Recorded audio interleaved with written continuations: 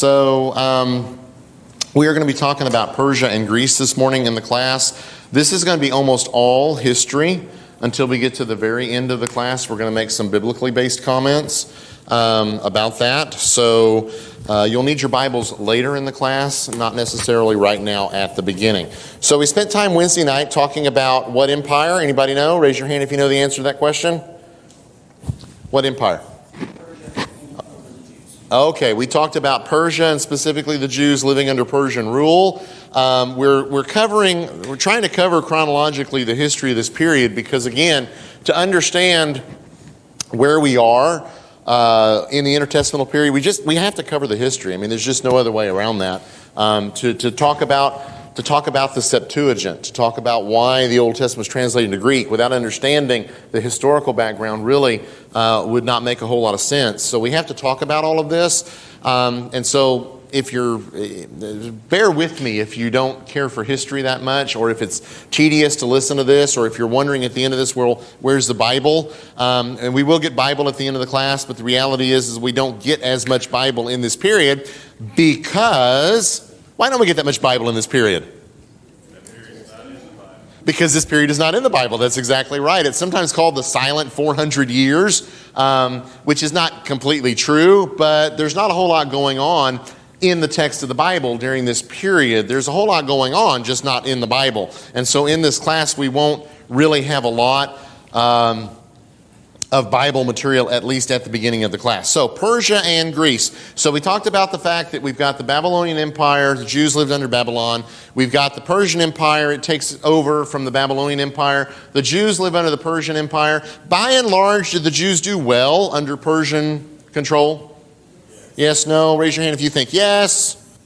All right, good. Saw lots of hands. That's good. By and large, the Jews did pretty well under the Persian Empire. It was a fairly decent time for them, just from the standpoint of living their daily lives. Okay, Persian leaders were supportive of rebuilding the temple. They were supportive of rebuilding Jerusalem, rebuilding the walls of Jerusalem. About the only blip on the radar, if you will, that we get is what happens in the book of Esther, which is actually the part of the Bible that we're going to talk about this morning towards the end of class, okay? But beyond that time in Esther, the Persian Empire was just not a bad time for the Jews, which is kind of ironic because who is probably the number one enemy of the modern state of Israel today?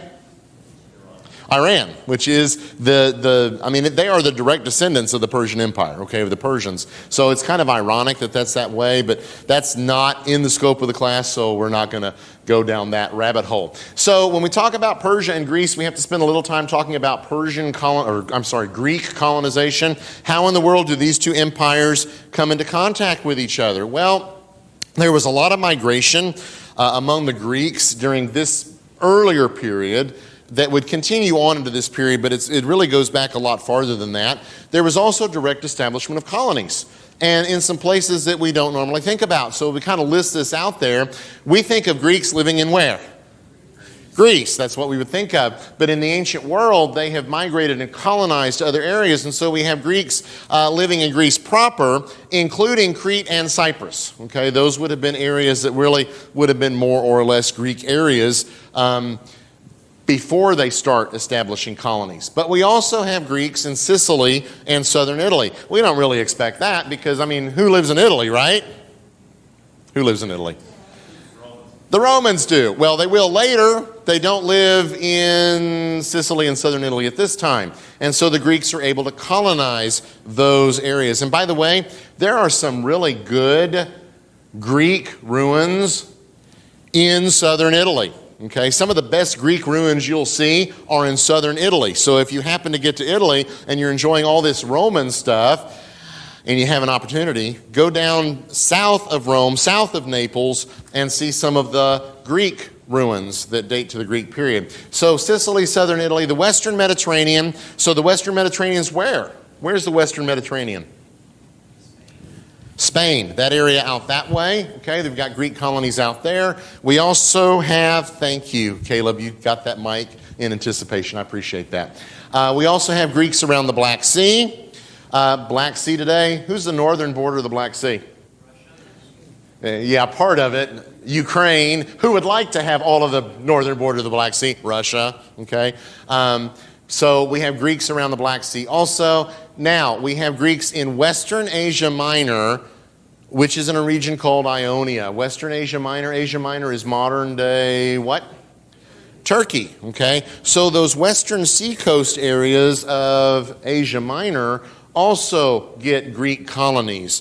The area is Ionia. They're Greeks, but they are under the control of who at this time? Persia, okay? That's where the roots of early conflict is going to come from. It is a very complicated history. It's beyond the scope of this study. We don't need to talk about why the Greeks are migrating, why they're colonizing. It's enough to know that they were, that they're all over the place. By the way, even though Alexander is going to be the one who's going to really put a lot of emphasis on the Greek language, the very fact that the Greeks are colonizing all of these areas means that people are already going to come, people in the ancient Near East are already going to come into contact with a very different group of people, because the Greeks linguistically are not like the people that for the most part inhabit Palestine. They're not culturally like those folks, okay? They are culturally most akin to who? Anybody know? In the ancient Near East, really, really close to Israel, they had a big tall fella. The Philistines. The Philistines came from the Mediterranean. They weren't Greek speaking, but they would have much more in common with the Greeks than they would with the Israelites. All right? But people of the ancient Near East are now beginning to come into contact with these people who are going to be very, very significant in their later history. Okay, there's a map for you. I realize that may be really kind of hard to see, but all of those black points all along the Black Sea, here, this part of the Mediterranean, down here as well, over here, southern Italy, Sicily, all the way out here, that's southern France, northern Italy, Spain as well, some here in North Africa. Those are Greek colonies and Greek migration. Those are places where Greeks are living. You have a copy of that in your papers. All right, so let's continue on. Let's talk a little bit about Ionia. This region of Asia Minor, because that's what's really important for us for our purposes in this class. Again, these are the western coastal areas of Asia Minor, all right? Modern day Turkey.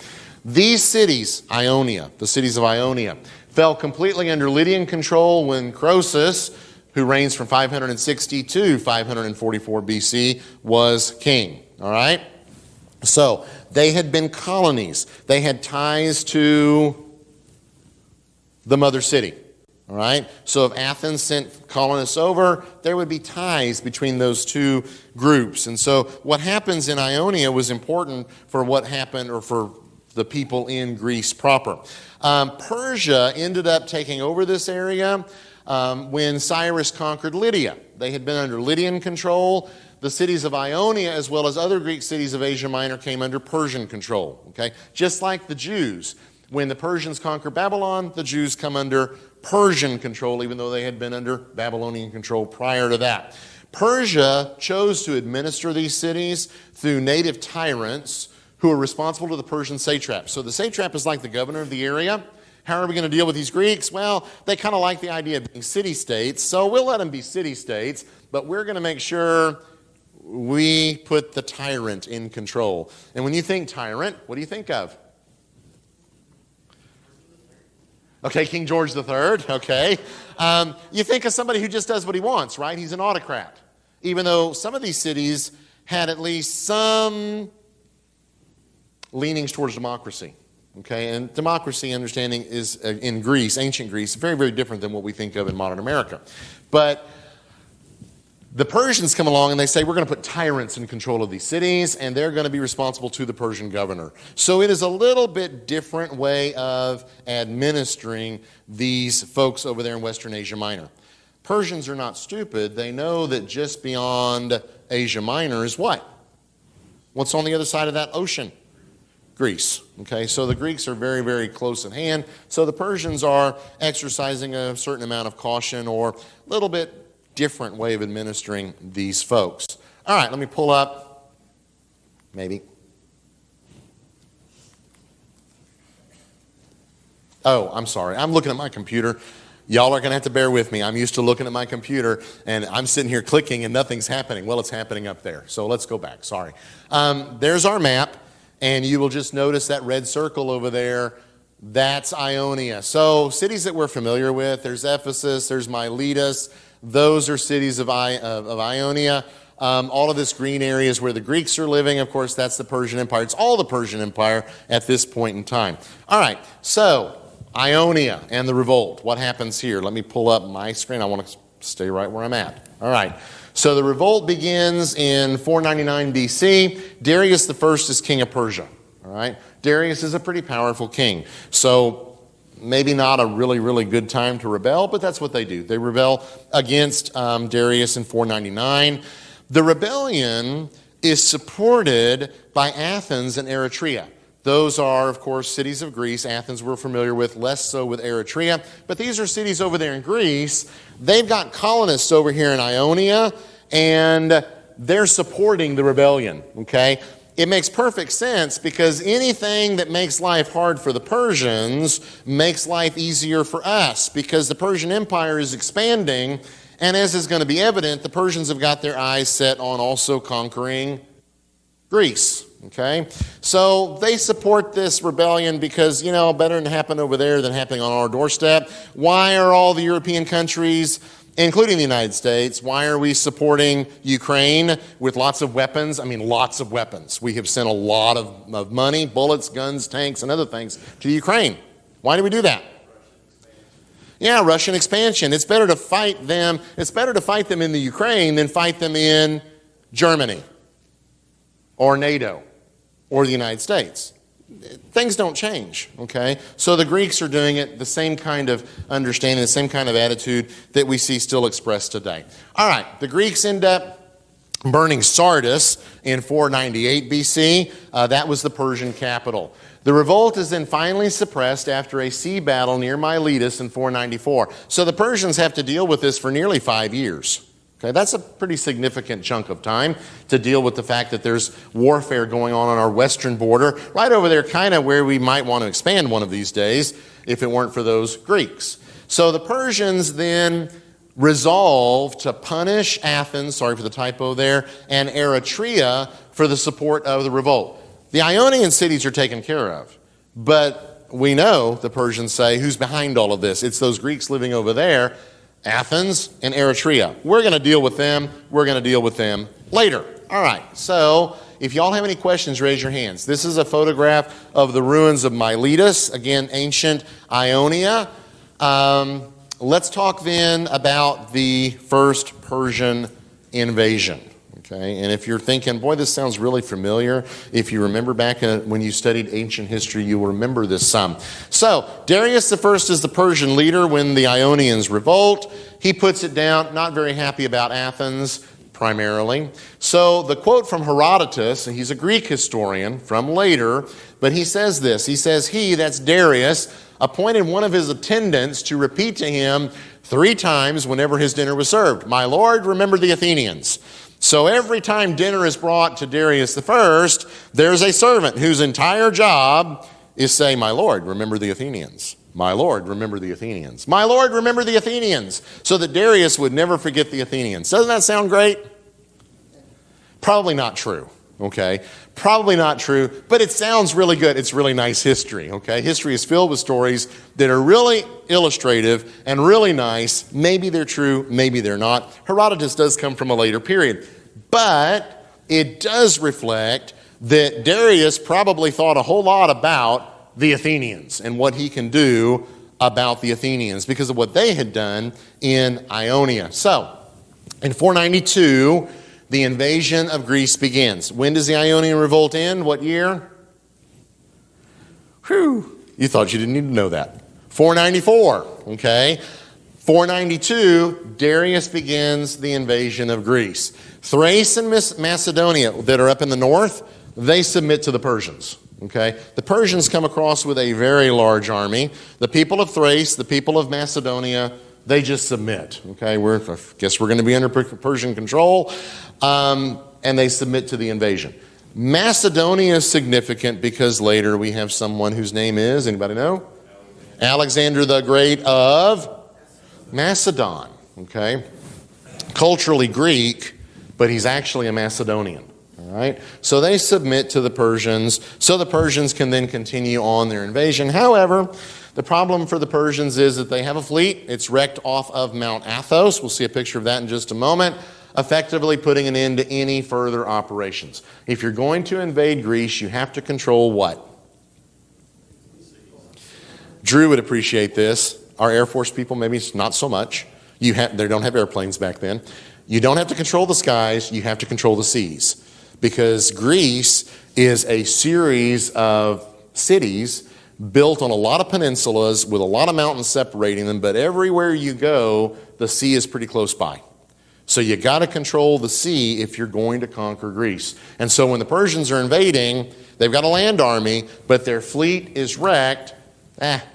We're going to have to go home and start over, okay? Going to have to build a new fleet because we're not going to be able to do anything about this without controlling the sea. All right, so just a map there to give you an idea. There's the Persian Empire. Of course, Ionia is now firmly back in Persian control. They cross over. Thrace, this area up here, Macedonia here, all of these northern areas, they just submit. That allows the Persians then, at least by their desire, to go ahead and continue to invade Greece, punish Eritrea, punish Athens as well, except, you get your fleet wrecked. It's kind of hard to do much about that, except build another one. That's Mount Athos in Greece. So again, Mount Athos is right by the what? Right by the ocean. Okay, again, the ocean is very, very significant for the Greeks and for any invasion of Greece. So the fleet gets wrecked. They're somewhere in those waters off of Mount Athos. Persians are going to have to try again. Not to be deterred. We're still in the first Persian invasion, okay? 490 BC, so this is now 2 years later, a second Persian force is sent. I want you to think about how quickly the Persians are able to raise another fleet and do this again. They have a vast supply of manpower. All of these people that are under their control. It's a little bit like numbers can be mind-boggling to us. What were American casualties in World War II? Anybody know off the top of their head? 4 years of fighting in Asia and in Europe, we lost somewhere around 600,000 men. That's a huge number, isn't it? Russia has lost 600,000 men in 2 years. Well, okay, almost 3, fighting in the Ukraine. And guess what? They still got plenty more to throw down in there. It's kind of like China. China can afford to barely equip soldiers and throw them on the battlefield, give them an AK-47 and go. Because when 1,000 of you are killed in the first minute of fighting, that's okay because we got another billion more we can send. Persia's that kind of an empire. They have got huge reserves of manpower. And so when one invasion fails, we'll just do another one. And they do in 490 BC. The Persians this time are far more successful. They besiege, capture, and level Eritrea. Some of the people of this city, some of these Eritreans, are resettled near Susa. Susa's where? In Persia. Part of the Bible records that we have are situated in Susa or around Susa. So these folks get settled over there. Okay, so now you've got Jews and other people of the ancient Near East coming into contact with people who are completely different, Greeks, all right? The Athenians and the Persians meet in battle at Marathon. And hence our apocryphal foot race, right? Nobody here, when Larry was here, I could always point this out. Larry runs marathons. Anybody else run marathons here? Half marathons, quarter marathons, nothing that even looks like a marathon, okay? Nobody? All right. Well, they meet at battle at Marathon, and the story is that the Athenians win, and they have this runner who runs back to Athens with the message that we've been victorious. He collapses and dies at the gate of Athens, which was how many kilometers from the battlefield? 26.2, hence the marathon distance. Okay. 26.2 miles, okay? Yeah. That's where all that comes from, okay? Is it true? Makes for good foot races, right? Probably not entirely true that he would run that way and die at the city. But at any rate, Athens gets the word, Persians have been defeated. That ends the first, which is Darius's invasion of Greece. Okay, Darius has tried unsuccessfully 2 times. Clearly, I'm not going to be able to do that. It's partially successful after all. He wants revenge against the Eritreans and the Athenians, and he gets half of that. He doesn't get the other half. All right, so Darius prepares for another invasion, but must quell a revolt in Egypt and then dies in 486 BC.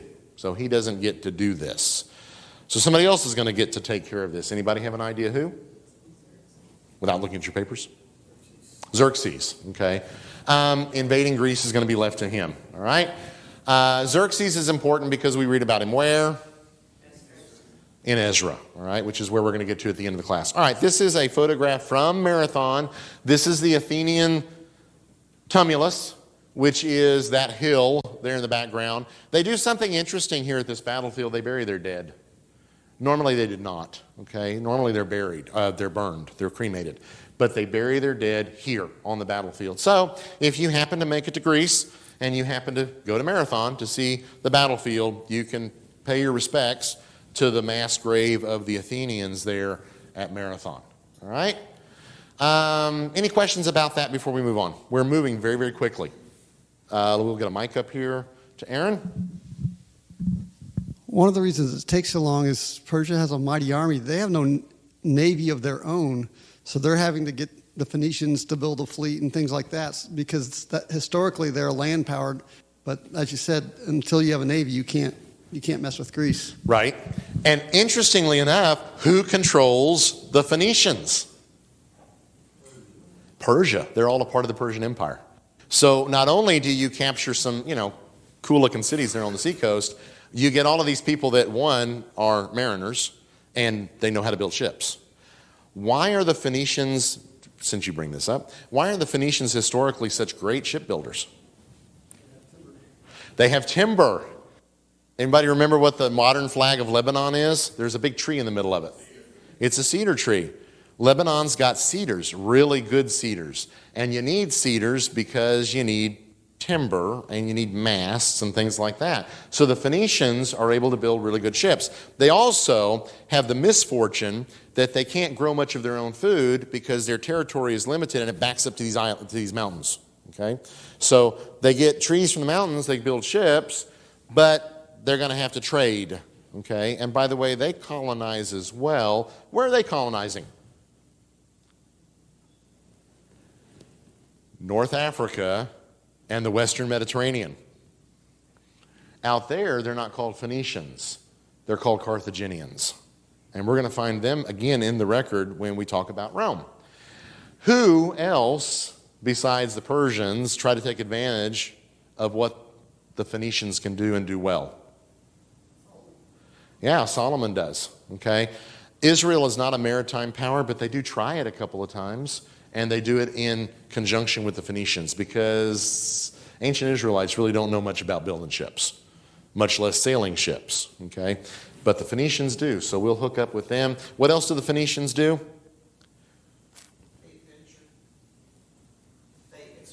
They explore, but in terms of ancient Israel.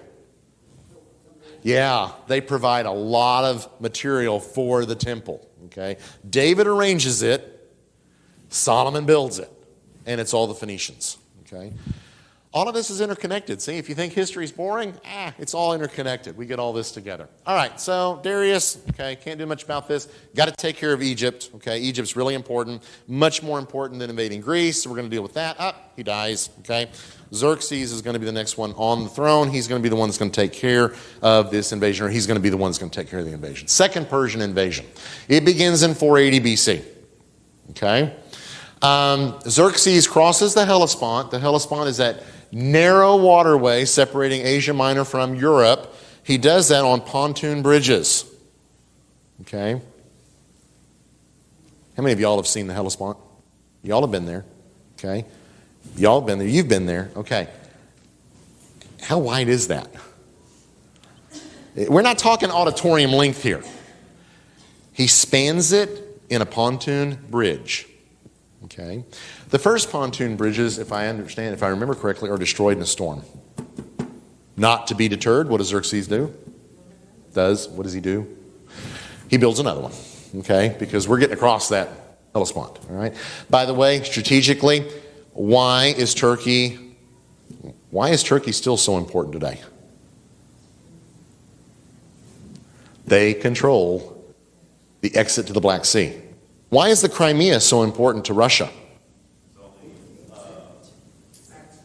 Non-frozen water. Okay, it's their only warm water port, okay? All of their northern ports in Russia freeze in the wintertime. So the Crimea and the Black Sea is important. That's why they got that back from Ukraine. That's why they wanted that. It's not about the Russians who live there. It's about the Black Sea. And that's why Turkey is important, and Turkey is important to us because of the Black Sea and because of how you get in and out of the Black Sea, okay? So things don't change. This is 2,500 years ago, and the same principle is there. This is a very strategic part of the world. So he crosses the Hellespont, all right? We got to get across there. He does it on pontoon bridges. That's his land army, okay? The army that he assembles is huge. 200,000 men. That's an incredibly large army. And remember, Darius, only 10 years earlier, had his army defeated, okay, and his navy defeated, and he would have lost a lot of soldiers in that invasion as well. Xerxes comes along and he raises another 200,000 man army. It's always incredible to me that World War I, 1914 to 1918, millions of men die. That's not an exaggeration. Thousands died daily on some of the by the minute on some of the major offensives. Millions of people die. And 20 years later, what do the European powers do again? They raise huge armies again and go to war. And Hitler's out there in Russia, and he's losing men by the thousands. And it's only at the end of the war that he has to get the old people and the young people in uniform to help defend Berlin. Okay?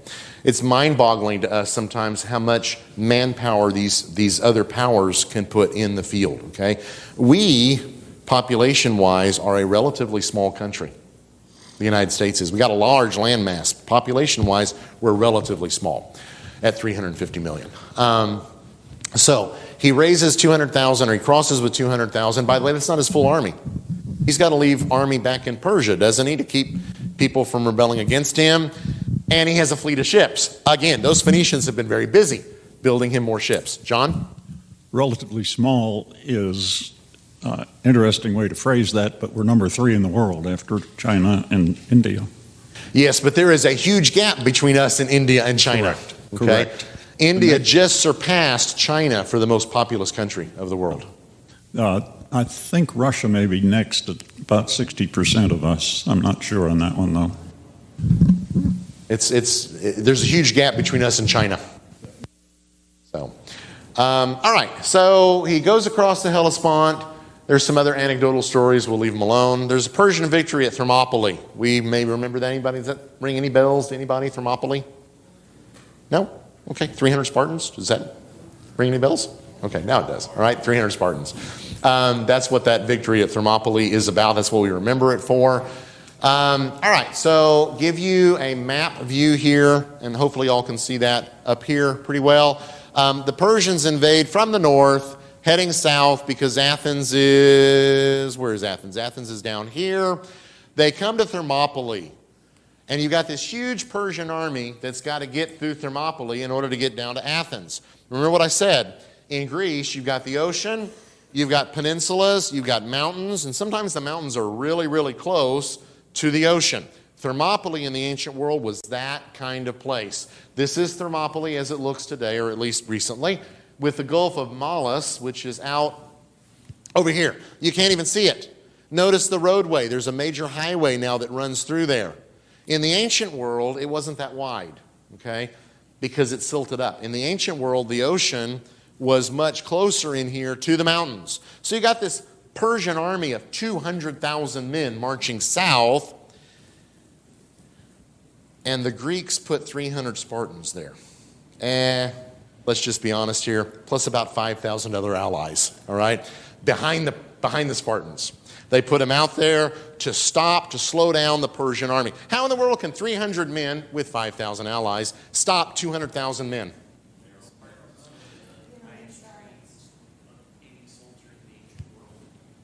Yes, it's very narrow. So the Persians have a huge amount of men, but you can only put so many men forward at any given time. So they're marching up against the Spartans, and the Spartans say, well, you know, we've effectively got as many as you do because it's such a narrow area. The Persians recognize that. It's going to be difficult. So they're trying to negotiate with the Spartans, and there's a whole lot of stuff that goes on with that. We'll see that in just a minute. This is the monument at Thermopylae. That is a Spartan warrior up there. I chose very carefully, I think, to get a G-rated view of that. Okay? Those of you that see my pictures in class, if you go to Greece, don't be shocked, all right? I do try to use G-rated photos because most of them are actually probably X-rated photos. If you go to Greece, there's lots of nudity, and that fella is probably from the other direction, not wearing anything down below. Because Greeks, by the way, fought naked. They also exercised naked. I want you to remember they had armor, okay, but a lot of nakedness going on battlefields. Remember that because when the Greeks take over the Jewish area, that's going to be a culture clash. Talk about that in a much later class. Probably many of y'all have seen the phrase in Greek, molon labe. Maybe y'all have seen that. Sometimes it's in Greek letters. People have it on the back of their car.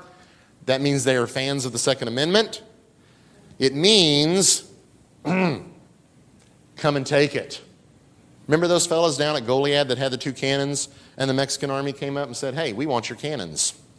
And the colonists said, what? They had a nice white flag with a cannon on it, and it said, come and take it. Guess where it comes from?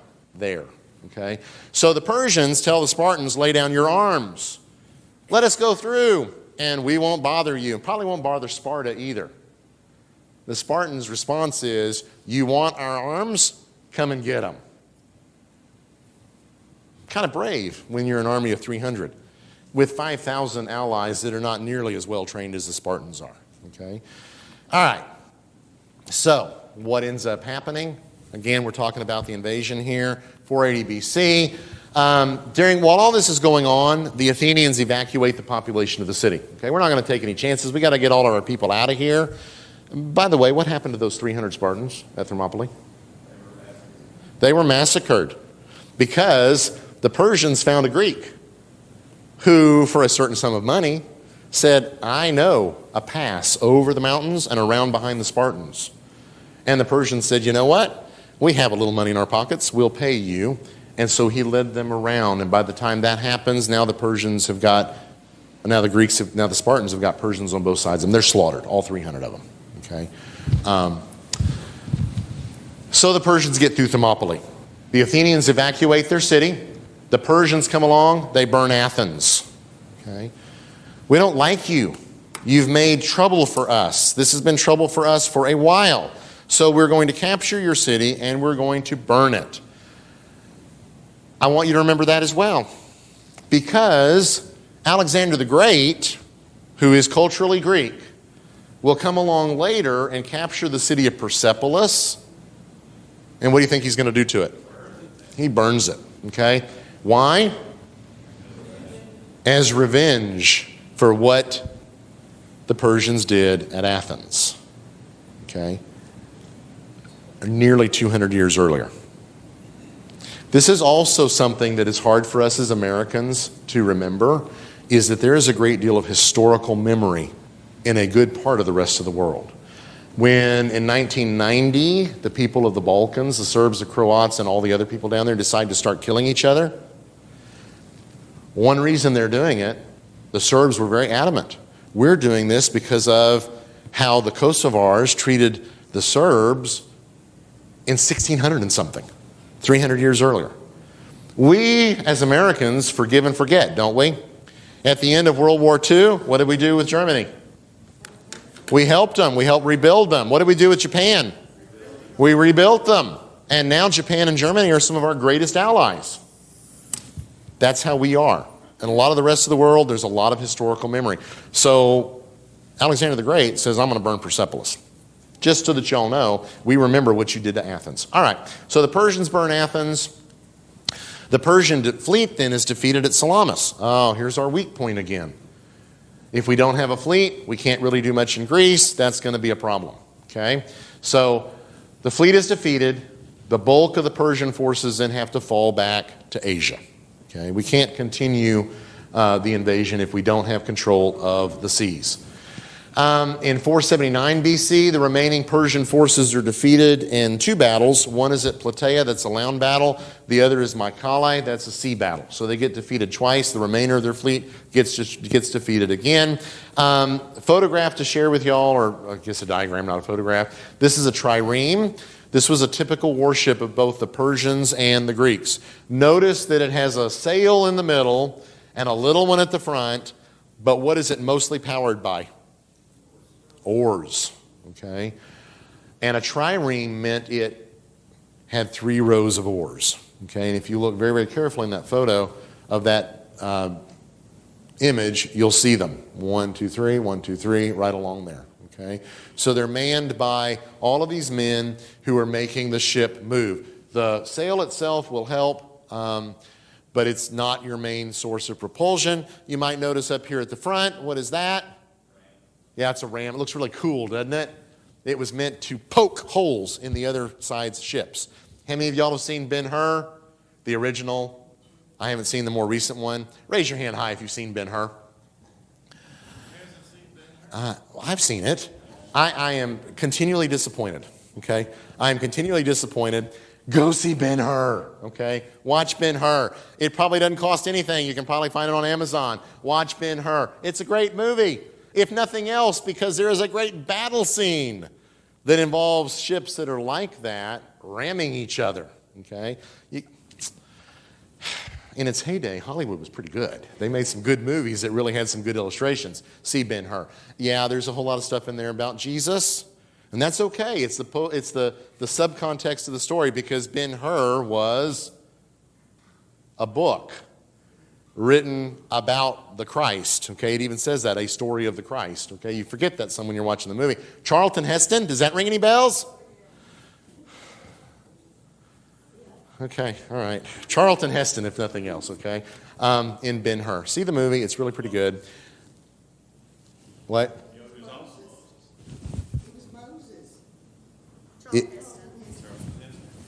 Is that what I said, Charlton Heston? Who did I say? Yes, he was also Moses. I do not recommend the 10 Commandments. I tried to watch that one time and I said, whoa, can't believe that this was ever such a popular movie. Ben-Hur's great. Watch Ben-Hur. It's really good. You see all sorts of stuff about the Romans and about their sea battles and things like that. It gets good information. All right, so the total crew of a ship like that was about 200, including 170 men to actually row the ship.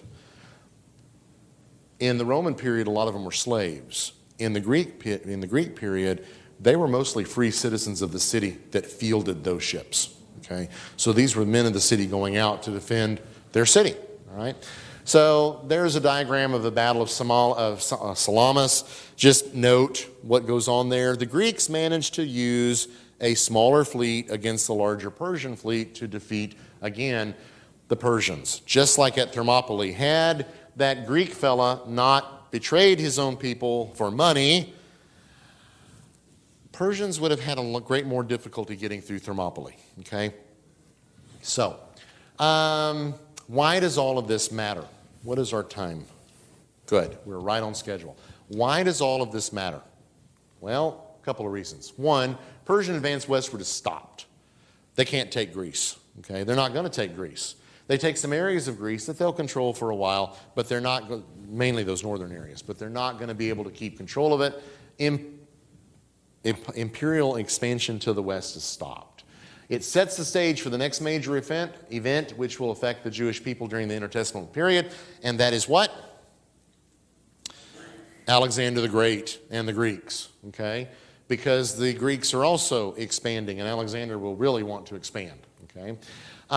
Again, Alexander the Great and the Greek conquest of Persia. All right, so I said we'd get to the Bible, and indeed we will. Go ahead and take your Bibles and go to the book of Esther.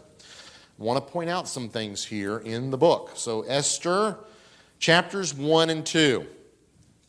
We read chapters 1 and 2, and we're going along and we're reading the chapter, and there's two things we never pay attention to when we read Bible texts. One of those is genealogy, okay? Who begat who?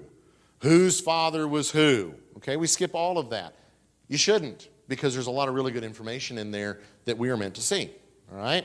The other thing we skip is in the third year of so-and-so, in the second year of so-and-so, in the first year of so-and-so. Why do we skip all of that? Yeah, because we don't care, right? We want to get to the story. And so we miss some things that are going on there. So let's look at the chronology of Xerxes and Esther. I'll pull this up. I don't like, y'all have the papers, you look ahead, okay? In November of 486, Xerxes becomes king at the ripe old age of 32. All right, so 486, into 486, he becomes king. Then 482 to 481, he has a feast in his third year. It's a long feast. It lasts 180 plus 7 days. Okay, so for 6 months plus 7 days, he's having a feast. During that feast, at the end of that feast, Vashti is demoted. Remember? What does Xerxes say? Come into the feast, Vashti. Vashti says, no, not interested. Now, usually how this gets couched by preachers is Vashti was a very modest woman and was not going to go into this feast where all of these men had been drunk, were continually drunk, and show herself off. Isn't that usually what you hear from preachers? So maybe not this preacher, okay. Yeah, no, probably not. Vashti's doing what? Keeping the culture and just saying no, because she's got a lot of power. Okay, she is the mother of who's going to be the next king in Persia. All right, or maybe she just had a bad day that day and didn't say yes. Whatever the reason is, okay, she doesn't go in. The nobles, hey, Xerxes, who's running your house, right? You want to run a country, you can't even run your household, you need to get rid of Vashti. Because if all of our wives hear about what Vashti did, life is going to be difficult for us. Why does Xerxes care? He wants to fund an invasion. He's wanting to fund an invasion, so he doesn't want to lose face. He's wanting to fund an invasion, and who leads the Persian army? These nobles. The king's at the top, but they don't get this plowboy out of the field and say, you just became a general. Right? It's the nobility that commands the different divisions of the Persian army. Sometimes we think these armies were not organized. They were, just like ours are. Okay? What happens to a U.S. general who gets disgraced for whatever reason? Usually he's gone. Okay? If it's public, he's usually gone. So you got all these nobles. He's having a feast for them for 180 days. And my wife refuses to come in. And our wives are going to refuse to come in. And we're going to follow this guy to Greece? Okay? That's what that's all about. We don't see that if we don't understand the history of the period. That's 482 to 481, 6-month feast. It covers across those years. 481 to 479, where's Xerxes? He's off with the army in Greece. Okay? Things don't go well. He ends up coming back. And then in about 478, Esther is chosen. Look at chapter 2 and verse 16. Chapter 2 and verse 16.